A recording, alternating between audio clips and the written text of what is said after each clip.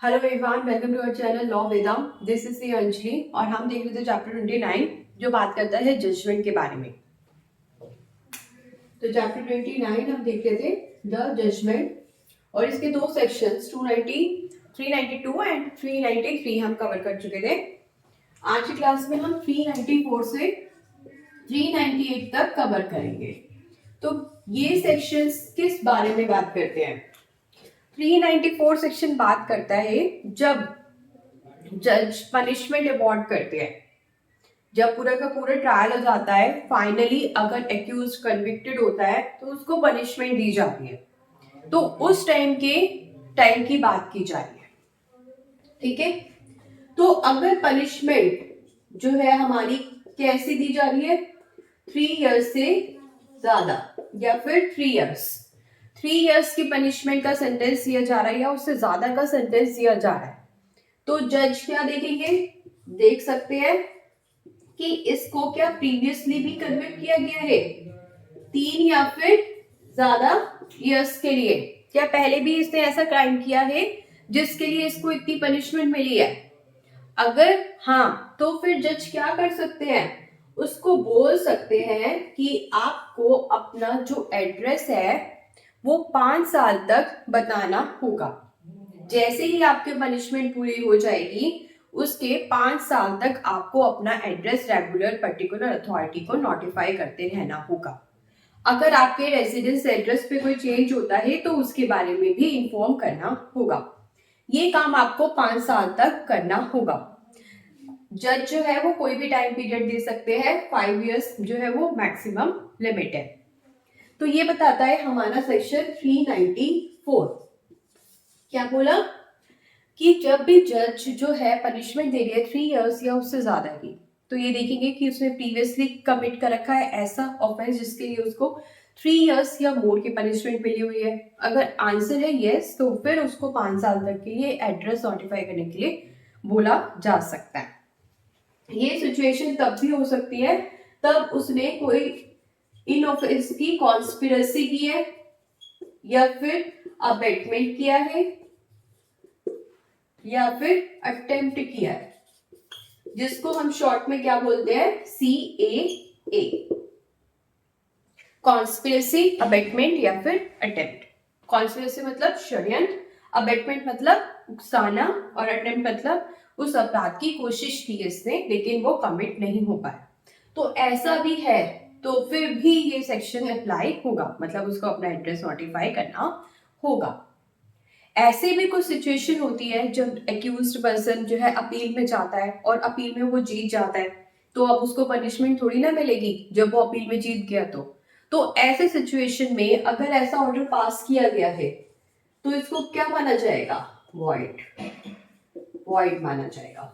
Obvious है, जब punishment ही नहीं मिल रही उसको तो फिर एड्रेस नोटिफाई करने के लिए भी नहीं भूला जाएगा। अब ये जो रूल्स बनेंगे इससे रिलेटेड कि आपको रेजिडेंशियल एड्रेस नोटिफाई करना है तो क्या रूल्स रहेंगे, तो उसके जो रूल्स है वो कौन बनाएगा? हमारा स्टेट गवर्नमेंट। कौन बनाएगा? State government. और इन रूल्स का अगर कोई ब्रीच करता है या फिर इन रूल्स को कोई फॉलो नहीं करता तो ऐसे सिचुएशन में उसका ट्रायल कंडक्ट कर दिया जाएगा। क्या कर दिया जाएगा? ट्रायल कर दिया जाएगा, मतलब केस बन जाएगा और फिर से उसको ट्रायल करा जाएगा और फाइनली पनिशमेंट दी जाएगी। और ट्रायल कौन सा जज करेगा? वो डिस्ट्रिक्ट जज करेगा जहां पर इसने बताया होगा कि मैं लास्ट यहां पर रहता था। तो लास्ट रेजिडेंस जो उसे नोटिफाई करी होगी ना, उस प्लेस का जो भी जुरिस्डिक्शन का डिस्ट्रिक्ट जज है वो पर्सन जो है इसको ट्रायल करेगा। कौन सा ट्रायल कर रहा है? कि उसे जो है रूल्स बनाए थे, रूल्स को फॉलो नहीं किया, ब्रीच कर दिया किसी रूल्स का जो स्टेट गवर्नमेंट ने रेजिडेंशियल एड्रेस से रिलेटेड रूल्स बनाए थे। तो ऐसे सिचुएशन में उसका ट्रायल कंडक्ट किया और उस डिस्ट्रिक्ट जज ने किया जिस डिस्ट्रिक्ट जज की जुरिस्डिक्शन में वो एड्रेस था जो इसने लास्ट नोटिफाई किया था। तो ये सारी की सारी बातें आती है 394। नेक्स्ट सेक्शन है 395। 395 बात करता है कंपनसेशन की। कंपनसेशन, कंपनसेशन किस किस पर्सन को दी जाएगी या किस पर्पस के लिए दी जाएगी वो हम देखते हैं। तो प्रोसिक्यूशन के एक्सपेंसेस रखते हैं, तो प्रोसिक्यूशन के एक्सपेंसेस के लिए दी जाएगी। किसी पर्सन को लॉस हुआ है या इंजरी हुई है और वो किसी सिविल कोर्ट में जाता तो इस लॉस या इंजरी के लिए उसे कंपनसेशन दी जाती। तो फेटल एक्सीडेंट एक्ट के अंडर कोई कंपनसेशन लॉस या इंजरी के लिए पर्सन को या उसके डिपेंडेंट्स को अगर देनी होती तो उस टाइप की कंपनसेशन के बारे में यहाँ बात की जा रही है। कोई प्रॉपर्टी है जो थेफ्ट से आई है, मिस एप्रोप्रिएशन ऑफ ट्रस्ट से आई है, मिस एप्रोप्रिएशन ऑफ ट्रस्ट या breach of trust, criminal misappropriation, इन सब चीजों से कोई प्रॉपर्टी आई है और किसी ने उस प्रॉपर्टी को खरीद लिया गुड फेथ में बोनाफाइडली, तो उस बोनाफाइड परचेजर को कंपनसेशन अवॉर्ड की जाएगी। तो कंपनसेशन किस किस पर्सन को दी जाएगी, किस किस पर्पस के लिए दी जाएगी। प्रोसिक्यूशन एक्सपेंसेस के लिए दी जा सकती है, किसी पर्सन को उस ऑफेंस की वजह से लॉस या इंजरी हुई है और वो सिविल कोर्ट में जाता तो फिर उसको ये कंपनसेशन दे दी जाती, तो उस पर्सन को दी जाएगी। फेटल एक्सीडेंट एक्ट के अंडर किसी पर्सन को या उसके डिपेंडेंट्स को, फॉर एग्जांपल एक पर्सन है जो अपनी बाइक पे जा रहा था अपने काम के लिए सुबह सुबह, लेकिन अनफॉर्चुनेटली उसका एक्सीडेंट हो गया, तो अब जो उसके डिपेंडेंट्स है, मतलब जो उसके सन है, उसका डॉटर है, जो माइनर है, उसकी जो वाइफ है, तो उनके लिए जो भी हमारा कुछ रिलीफ रहेगा उस टाइप की कंपनसेशन। नेक्स्ट कैटेगरी बताई गई है theft, breach of trust, miss appropriation of money या क्रिमिनल मिस एप्रोप्रिएशन से आई प्रॉपर्टी, तो या फिर उसको कोई और रिसीव कर रहा है या कोई उसको डिस्पोज ऑफ कर रहा है, तो ऐसी सिचुएशन में कोई हो सकता है बोनाफाइड परचेजर हो, तो उससे तो वो प्रॉपर्टी ले ली जाएगी और एक्चुअल में जिस पर्सन की वो प्रॉपर्टी थी, जो उसका लीगल ओनर था, उसको वो प्रॉपर्टी दे दी जाएगी। तो इसको तो नुकसान हो जाएगा, तो इसको जो नुकसान हो जाएगा उसकी भरपाई के लिए कंपनसेशन दी जा सकती है। तो इन सभी पर्पस के लिए कंपनसेशन अवॉर्ड करने की बात की गई है 395 में। तो ये कंपनसेशन आएगी कहां से, जब भी पनिशमेंट देता है हमारा क्रिमिनल कोर्ट, तो क्या पनिशमेंट देता है, या तो सेंटेंस देता है या सेंटेंस प्लस फाइन लगाता है, प्लस और क्या हो सकता है जहां वो फाइन इंपोज करता है। तो जहां पर भी फाइन इंपोज किया विद और विदाउट सेंटेंस, तो इस फाइन से आने वाले पैसे को यहाँ यहाँ यहाँ यहाँ यूज किया जाएगा, ये बताया गया है। ठीक है, तो ये आने वाले फाइन को कहाँ यूज किया जाएगा, इन सब पर्पस के लिए हम इस फाइन को यूज कर सकते हैं। तो ये है 395 का सबसेक्शन 1। सबसेक्शन 2 क्या बोलता है, सबसेक्शन 2 हमें बताता है उस सिचुएशन के बारे में जब पर्सन चला जाता है अपील में। ऐसा हो सकता है ना कि ऑर्डर आया हो कि आपको जो है इतना फाइन देना है, फॉर एग्जांपल आपको 50,000 रुपीज का फाइन देना है, तो ऐसे सिचुएशन में एग्रीड पर्सन अपील कर सकता है हायर कोर्ट में।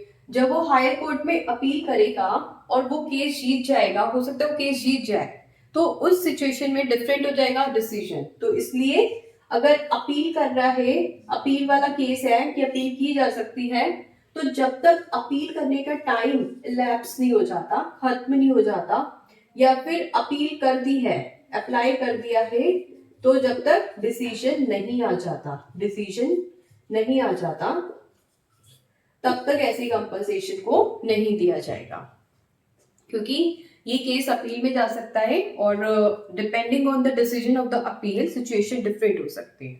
तो अपील करने का टाइम जब तक खत्म नहीं हो जाता या फिर अपील कर दी है तो उसका डिसीजन नहीं आ जाता, तब तक ये कंपनसेशन नहीं दी जाएगी। सबसेक्शन 3 क्या बताता है इसका, सबसेक्शन 3 बोलता है कि जो भी हमारे ये कंपनसेशन वाले केसेस होते हैं, जो भी हमारे ये कंपनसेशन वाले केसेस होते हैं, उनमें ऐसा भी हो सकता है कि फाइन इंपोज किया ही ना हो, 1 में हमने बात करी जहां पनिशमेंट में फाइन आ रहा है, लेकिन 3 बोल रहा है अगर फाइन नहीं आ रहा होगा तो भी कंपनसेशन दी जा सकती है कोर्ट के द्वारा, जो कोर्ट ऑर्डर में लिखा है, तो वो कंपनसेशन कोर्ट को देनी होगी। 4 सबसेक्शन 4 में रिवीजन की बात की गई है कि रिवीजन वाले केसेस पर भी ये सेक्शन अप्लाई होता है। हमारे court of session, high court, इनके पास पावर होती है कि रिवीजन की, तो उस सिचुएशन में ये वाला ऑर्डर को रिवाइज किया जा सकता है। एंड लास्ट सबसेक्शन है इसका सबसेक्शन 5, जो किस बारे में बात करता है, जो बताता है कि मान लो किसी पर्सन ने एक बार कंपनसेशन ले ली, मान लो सिविल क्रिमिनल कोर्ट में उसने कंपनसेशन ले ली, ठीक है, आगे वो मैटर ले जाता है किसी सिविल कोर्ट में, सेम मैटर पर ले जाता है वो सिविल केस को सिविल कोर्ट में, वहां पे भी वो कंपनसेशन डिमांड करने लग जाता है। तो ऑलरेडी जो कंपनसेशन क्रिमिनल कोर्ट में दी जा चुकी है उसको कंसिडर किया जाएगा सिविल कोर्ट के द्वारा कि ये तो ऑलरेडी इसको कंपनसेशन पे करी जा चुकी है, अब आपको इतनी ही कंपनसेशन देनी है या नहीं देनी। तो यही बात की गई है कि later on subsequent civil court में अगर सेम मैटर जो है जाता है तो जो सम ऑलरेडी पे किया जा चुका है उसको कंसिडर किया जाएगा। तो ये था ऑर्डर टू पे कंपनसेशन का सेक्शन।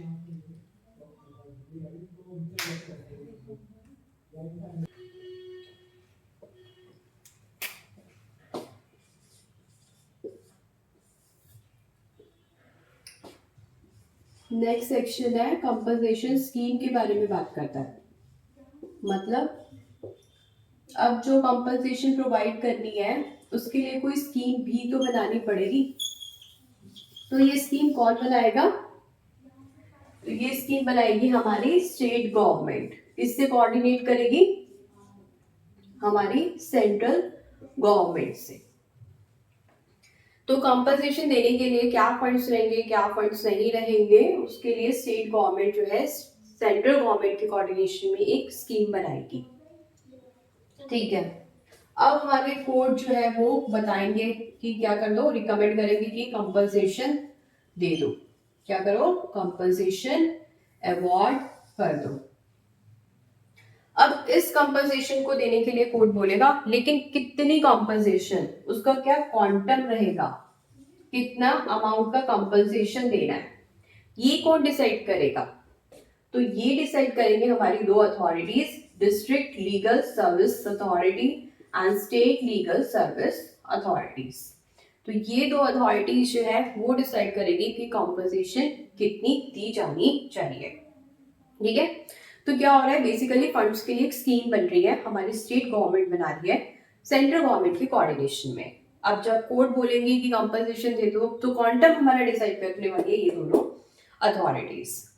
अगर कुछ ऐसी सिचुएशन होती है जहां पर कंपनसेशन देनी पड़ेगी, मान लो हमें विक्टिम तो पता है कौन है लेकिन हमें ऑफेंडर नहीं पता, तो हम ऑफेंडर से तो कंपनसेशन नहीं ले पाएंगे, तो उस सिचुएशन में भी हमें विक्टिम को क्या देनी होगी, कंपनसेशन देनी होगी। फॉर एग्जाम्पल एक पर्सन जो है वो रोड पे जा रहा था, कोई उसको पीछे से ठोक कर चला गया, तो उस पर्सन को बहुत ज्यादा डैमेज हो गया। तो ऐसे सिचुएशन में कि कौन ऑफेंडर था वो तो पता नहीं लेकिन विक्टिम का पता है, तो इस सिचुएशन में भी इसको क्या करी जाएगी, कंपनसेशन ग्रांट की जाएगी। तो कुछ ऐसी सिचुएशन भी हो सकती है जहां पर हमारी कंपनसेशन एडिक्वेट नहीं थी, कि उसको कंपनसेशन तो अवॉर्ड कर दी लेकिन वो एडिक्वेट नहीं थी उसकी रिहैबिलिटेशन के लिए।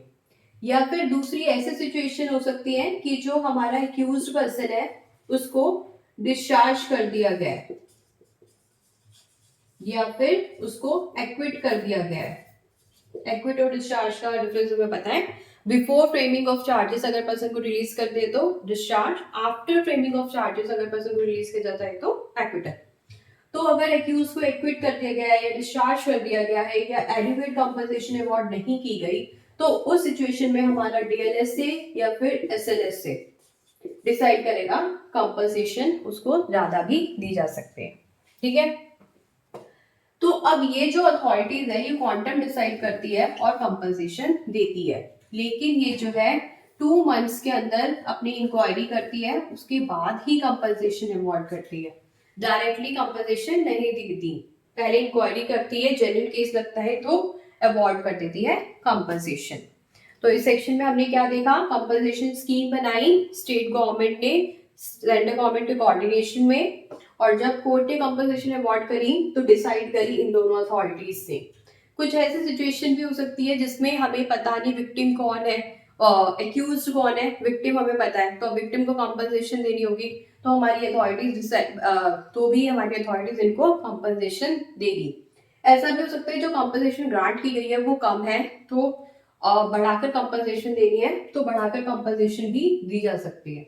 एक्यूज को डिस्चार्ज कर दिया गया या एक्विटल कर दिया गया है तो भी विक्टिम को कंपनसेशन देनी पड़ सकती है, हो सकता है उसको लॉस हो गया, इंजरी हुई हो, तो ऐसे सिचुएशन में भी कंपनसेशन को अवॉर्ड किया जा सकता है।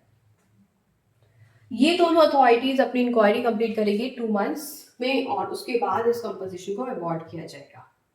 ठीक है, अब ये बताया गया है जो भी हमारा पुलिस इंचार्ज और पुलिस स्टेशन होता है या फिर जो मजिस्ट्रेट होता है या कोई भी इन दोनों में से ये बोल दे कि किसी पर्सन को मेडिकल एड देने की जरूरत है, मेडिकल हेल्प देने की जो है वो जरूरत है, तो ऐसे सिचुएशन में हमारी अथॉरिटीज इस टाइप की हेल्प भी प्रोवाइड करवाएगी, तो वो इस टाइप की हेल्प भी प्रोवाइड करवाएगी।